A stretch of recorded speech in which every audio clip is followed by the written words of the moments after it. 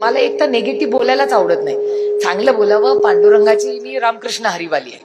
फक्त माळ घालत नाही कारण कधी कधी खाते. मग खरं बोलते बाई, मी काय त्यांच्यासारखी खोटी बोलत नाही. आणि खाल्लं माझा पांडुरंगाला चालतंय, तुम्हाला काय प्रॉब्लेम आहे? खरंय की नाही? जो आहे डंके की चोट पे दिल खोल के करो.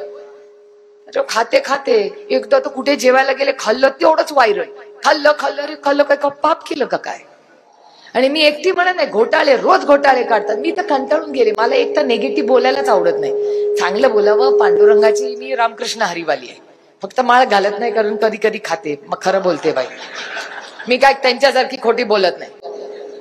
आणि खाल्लं माझा पांडुरंगाला चालतंय, तुम्हाला काय प्रॉब्लेम आहे? खरंय की नाही?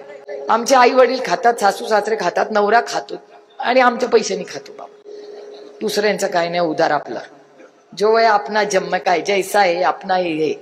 कुणाला आपण कुणाला मिंदे नाही. जो आहे डंके की चोट पे दिल खोल के करो.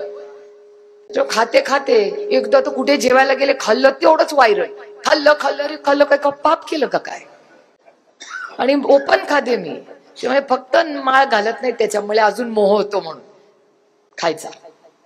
बाकी काय प्रॉब्लेम नाही आपला. वाटले ज्या दिवशी सोडून देईन आणि इथे ना माळ घातली की समजायचं सोडून दिलं मटण खाणं बाईने. पण मी खरंच खूप जबाबदारीने सांगते की काय चाललंय या राज्यात, कशावर चर्चा करतो आपण. तुम्ही आदरणीय पवार, मी चव्हाण साहेबांचं नाव घेताना मग चव्हाण साहेबांची भाषणं कधीतरी काढून बघा. किती मोठे नेते ह्या जिल्ह्यांनी देऊन गेलेत ह्या राज्यात. आता कशावर आपण चर्चा करतो? कबूतर, कुत्रे, काय हरकत नाही, चर्चा करा, पण 5 दिवसावर करा. कधी कर्जमाफीवर उत्तर मिळेल का मला? ह्याच तुम्ही परत ऐकू नका माझं भाषण. ह्या राज्याचे मुख्यमंत्री म्हणले होते की सत्तेमध्ये आल्यावर सरसकट कर्जमाफी केली, आणि मी म्हणलं होतं झूठ बोले नाही होगा. झालं का नाही? झाली का कर्जमाफी? एवढा ओला दुष्काळ झालाय.